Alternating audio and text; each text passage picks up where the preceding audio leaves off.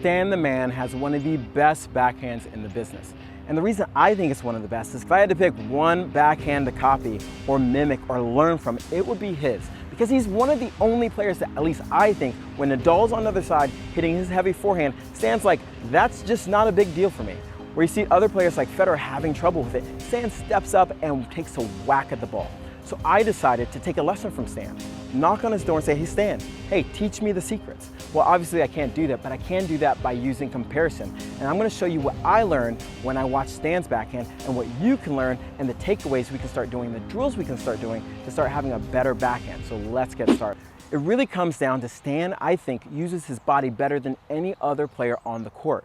Meaning that he understands how to use his body to generate a lot of racket head speed and transfer that racket head speed to the ball. And the way he does that is by using his hips and the timing of his racket drop, which we're gonna focus on today. So the very first move you're gonna see Stan make, or at least I saw Stan make, is his unit turn. He's making sure that the moment he tracks or sees the ball coming to the backhand, he starts with this move and starts to progress where the racket's moving here and is basically from the shoulders that he's doing this unit turn. I think this starts two different things. This helps him track the ball, but it also helps his body start to coil. And the reason why that's so important is because the more Stan coils, the more he's gonna have to uncoil later on the backhand. And so a couple keys with the unit turn is he's doing two things. He's turning his racket and his foot in the direction he's gonna move. Sometimes you might see him skip over because he doesn't have to move that much, but a lot of times what you're gonna see is this first turn of this unit turn here, keeping the racket head up and his toe moving in the direction. And that's so important. It makes it easier for him to track the ball and then select when he's gonna start transferring his weight.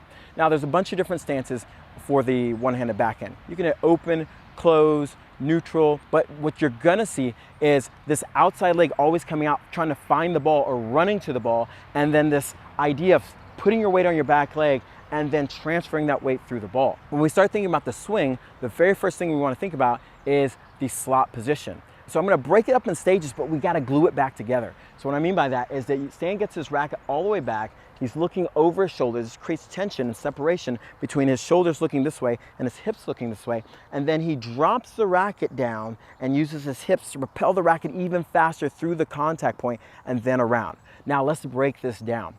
When he drops his racket, he drops it into the slot position. I call this the hammer position because a lot of times it looks like if you were sideways hammering, this is what it would be like. Now, from this position here, it drops, and generally he drops the racket at slightly below the ball. And another real big key that I see this with a lot of one-handed backhand players, but definitely with Stan, is his use of the left hand. As he takes the racket back, he's using the left hand, and then the left hand actually stays with the racket. And I think this is so important. It stays with the racket here, which I think creates a little balance, and it almost releases right here. So many players release the hand too early. I see this a lot, okay? Compared to what you see with like Stan, Federer, pretty much, I would almost say all one-handed backhand players, the left hand stays down, helps pull the racket down to this position, and doesn't let go into right here next to the pocket.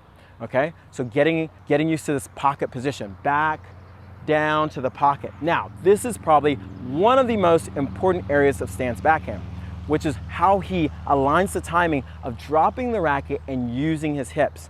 Now, what he'll do is have the racket down to the slot position, and as it starts moving forward, he combos the hip movement, which is gonna accelerate the racket even more. Just watch for a second. If I leave my racket here and I don't try to move it, and this is just arm movement, but if I just turn my hips, look what happens. It pulls my racket forward. And the faster I turn my hip, the faster the racket pulls forward. So he's like stacking the gravity and the dropping of the slot to the hips moving forward. And the timing is so important. This is why I think, myself included, and everybody else out there, loves a good-looking one-handed backhand.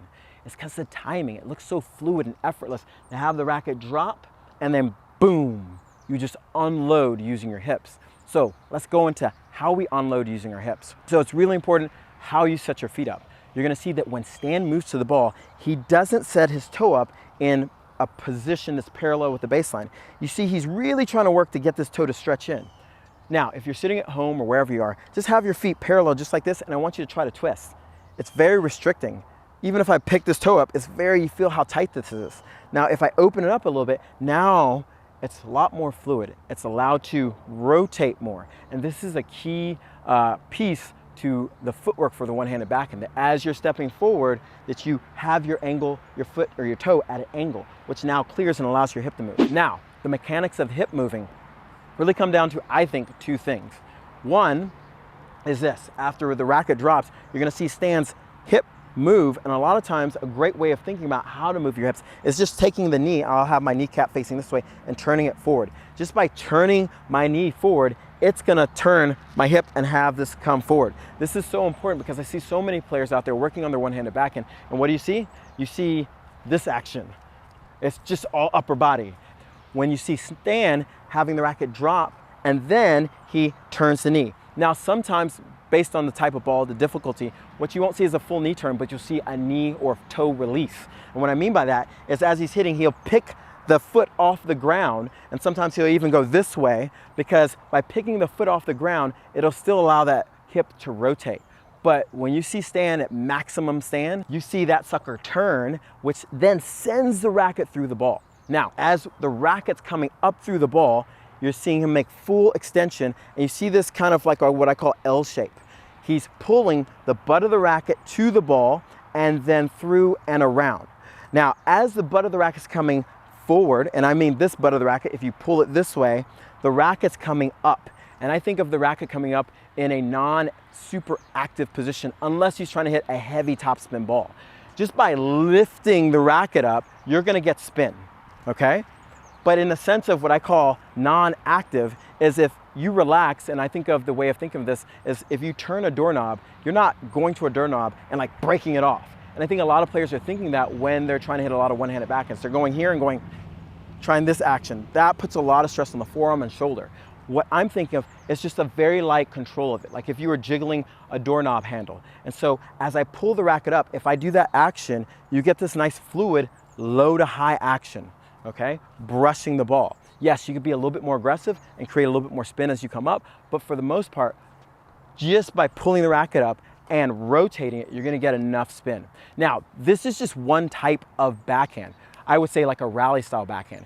If you see Stan try to take the ball earlier, you won't see the racket drop as much, and you'll see him pull through the shot and not as much rotation. But for the most part, what you see as he creates and comes over the ball, especially on higher balls, he's coming up and brushing over the ball. And this is so key to having a great one-handed backhand. And the last part is the finish. You see Stan had this big finish. And one problem I see that most players have with the finish is they don't understand when the hips are supposed to stop or where they're supposed to stop. So what you see with Stan is as he turns, his hips are facing the contact, okay? He's turning, hips are facing the contact, and he's sending the energy to the arm, okay? Where you might see on a two-handed backhand, the energy is still being pushed through the ball using the hips. For the one-handed backhand, we just need to explode and send the energy and let the arm just go, and then the arm will pull the body open at the end. Compared to where I see a lot of players making mistakes is that they're trying to open so much, and then they're shanking balls to the right. If you've been there, I've been there. And that's because you're opening too early. For a general purpose stroke, you're gonna see acceleration and then relaxation, letting it take over, and making sure that you'll let the racket go. Now again, you might see a bunch of different finishes depending on the shots, but these are the fundamental keys you want to start experiencing and working on when you're hitting your one-handed backhand. So let's get down to drills. As I watch Stan and I compared it to my own backhand, one of the major things that I wanted to continue to work on is using my hips in an explosive manner to make sure that I'm dropping and sending the racket forward with my hips. And it's an explosive move with my hips, meaning that I'm gonna explode just to stop and then send it forward. So how do we drill this? How do we develop this habit of creating this racket at speed without having to muscle it or just kind of throw my arm in it? Well, it's really important that you understand this move here. If you just start off with your toe slightly facing forward and your back foot and just getting the habit of just turning the knee in. Another great way of doing this is taking your hand, grabbing your hip, and feel how it feels to pull that knee forward, okay?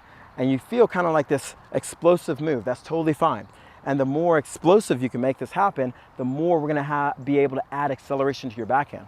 And so step by step, just starting here and feeling this move. Start off really slow, okay? I'm just rocking back and forth, turning my knee forward, okay?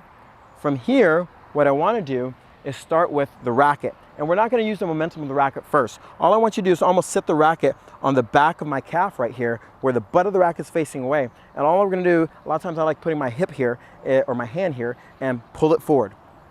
Pull it forward, okay? And a lot of times what you're going to sense is, as I turn my knee, you'll sense that the energy of turning is being transferred to my arm, and it's almost like I don't have to make the racket go forward.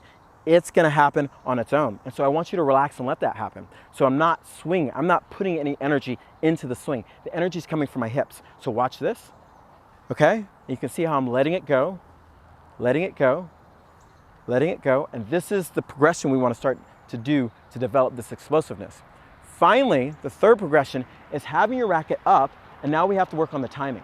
This is another really key area for players that I've worked with in the past and they struggle with. It's because they get to this position and they drop the racket too low and they're sitting here in this position. And the whole idea is to have this flow of using gravity to let the racket drop and building some momentum, and then taking that and then adding to it with the hip. So you're really taking the energy and then stacking more acceleration on it. So we want to go from here where we relax, and relaxing just means letting the arm fall in this position, relax, and then turn the hips. Relax, and then turn the hips. I'm not trying that hard, and because I'm relaxed, it's gonna take the racket all the way around. Those two things by itself will contribute to a ton of racketed speed. Now, the last part is, what do I do with that racketed speed? Because it's great to create racketed speed, but what the heck do we do with it? The key to creating and controlling the ball now is making sure that as we're doing this and we're sending our racket forward using the drop and the hip, is the racket is coming up and through. Noticing that the racket edge is coming up on the ball, and that I have that slight kind of doorknob action, letting the racket rotate around. And this is so, so important. So finally, we can get to some balls. So what you can do is just simply set up like this, and you can drop the ball in front of you and hit it. Now, a couple tips when you drop the ball, because I see this a lot. If you drop it really low, guess what? You don't have a lot of time. So a lot of times, what I'll do is I'll throw the ball up, which gives you more time, especially if this is new to you. So throwing the ball up, and whoop, that's a little too close. So throwing the ball up, okay? And really feel as you extend here. Now, really make sure that you're not doing what I call the fishtail, meaning as you're attacking the racket or the ball with just the racket going like this. We want to keep it this L shape, and think of turning a doorknob as you come forward, okay? And when you're turning the doorknob, don't feel like you're clamping down. You may feel the racket head go forward a little bit, and that's totally fine. We don't want to have it be a straight line. Here, up. You can really see how I'm getting under. And the harder I want to hit it, it's not about swinging harder. It's about exploding faster, because it's going to send more energy to my backhand. So as you take this step by step and practice it, it's really key that you know every step. And if you want to know more steps to the one-handed backhand, go watch this video right here.